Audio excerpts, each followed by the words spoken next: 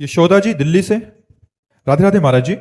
महाराज जी, आप कहते हैं कि जब बड़े बड़े ऋषि मुनियों के ध्यान में भी प्रभु सदा नहीं आते, तो हम जैसे गृहस्थ के जीवन में कैसे आ सकते हैं महाराज? यही आश्चर्य की बात है कि वो बड़े बड़ों के ध्यान में नहीं आते, लेकिन आगे जो पंक्ति लिखी है उसको ध्यान से सुनिए।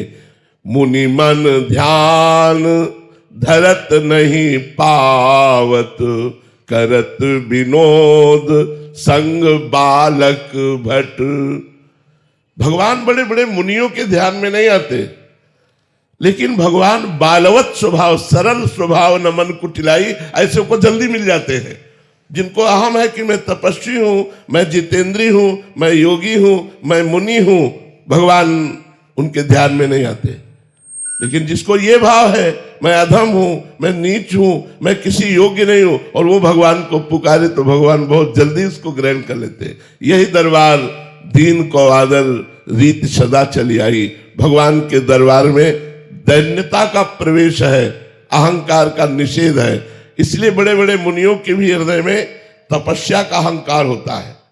जैसे सबसे बड़े मुनि दुर्वासा जी, और वो महान भक्त अम्बरीश जी को शाप देने के लिए पहुंच गए, कृत्या उत्पन्न कर दी। फिर भगवान के सुदर्शन चक्र ने उनको त्रिभुवन में दौड़ाया। इसलिए भगवान बड़े बड़े मुनियों के ध्यान में नहीं आते, लेकिन हम जैसे अधमों के ध्यान में आ जाएंगे, हम जैसे नीचों के ध्यान में आ जाएंगे। जहां अपने में अधमता और दैन्यता है वहां भगवान विराजमान हो जाते हैं। देखो, राजसूय यज्ञ हुई, ध्यान से सुनना। राजसूय यज्ञ में एक शंख रखा गया था कि जिस समय यज्ञ की पूर्णता होगी तो शंख अपने आप बज जाएगा। तो ब्रह्मा जी भी यज्ञ में थे, भगवान शंकर भी थे, बड़े बड़े ऋषि मुनि थे, सबने वहां भोग लगाया, लेकिन शंख नहीं बजा। तो युधिष्ठिर जी ने भगवान श्री कृष्ण से पूछा कि महाराज शंख नहीं बजा। तो उन्होंने कहा अभी यज्ञ पूर्ण नहीं हुआ, क्योंकि किसी अकिंचन महाभागवत ने प्रसाद नहीं पाया। बोले इतने बड़े बड़े सिद्ध ऋषि मुनि आए और उनके प्रसाद पाने से शंख नहीं बजा, और अकिंचन भक्त, तो कौन ऐसा अकिंचन भक्त रह गया जो राजसूय यज्ञ में निमंत्रण नहीं दिया गया?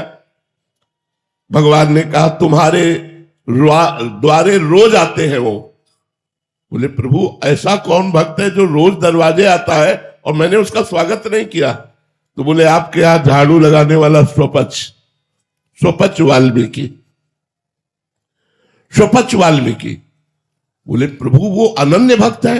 बोले महान अनन्य भक्त है, और उनके हृदय में भक्ति का अभिमान भी नहीं है, और वो दैन्य है। अर्जुन और भीमसेन को भेजा, जाओ उनके घर और उनको निमंत्रण देके बुलाओ और रसोई तैयार करें द्रौपदी, और जब उनको सम्मान से पवाओगे तब यज्ञ पूर्ण होगा। तो स्वपच वाल्मीकि के यहां जब अर्जुन और भीम जी गए तो वो रो रहे थे भगवान का नाम जप करते हुए, हा कृष्ण हा कृष्ण। भीमसेन ने देखा कि अरे इनको तो कोई जानता ही नहीं कि ऐसे महान भक्त हैं। ये तो एक हाथ में डलिया, एक हाथ में झाड़ू लिए दोना पत्थर वहां उठाते, लेकिन ऐसे महान भक्त साष्टांग दंडवत। जो ही साष्टांग दंडवत किया, तुम कहा अरे मालिक आप ये क्या कर रहे हो, हम तो आपके नौकर हैं, हम तो आपके द्वारा पोषित है।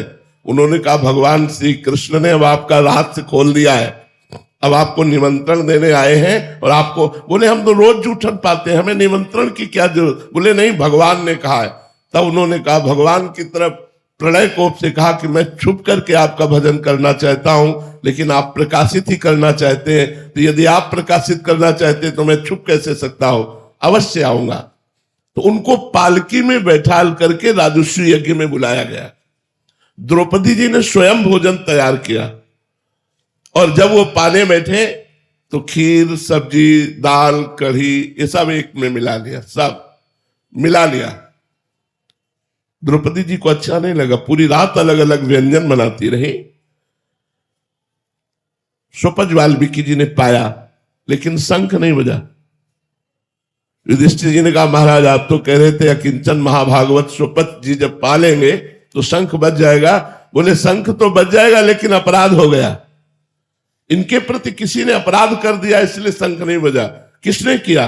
तो द्रौपदी जी ने कहा मेरे मन में एक बात आई प्रभु, पूरी रात सुंदर सुंदर पकवान बनाती रही, तो अलग अलग तो इन्होंने चखा नहीं, एक में मिला लिया तो मुझे लगा कोई राजा महाराजा होता तो वो स्वाद जानता, ये क्या जाने स्वाद, इसीलिए एक में मिला लिया, ऐसा मेरे मन में आया। बोले तो वैष्णव अपराध बन गया, वैष्णव में दोष दृष्टि बन गई, इनके चरणों में प्रणाम करो।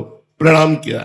भगवान ने कहा सुपच्छ वाल्मीकि जी से कि आपने ये सब एक में क्यों मिला लिया, अलग अलग स्वाद क्यों नहीं लिया? तो बोले प्रभु आप स्वाद लेने वाले तो आप हैं, हम तो प्रसाद पाते हैं और प्रसाद का स्वाद नहीं होता, इसीलिए हमने सब में मिला लिया कि प्रसाद तो चिदानंदमय होता है, मैं अलग अलग कढ़ी सब्जी का स्वाद ये तो आप लेते हैं, मैं तो प्रसाद पाने वाला हूं।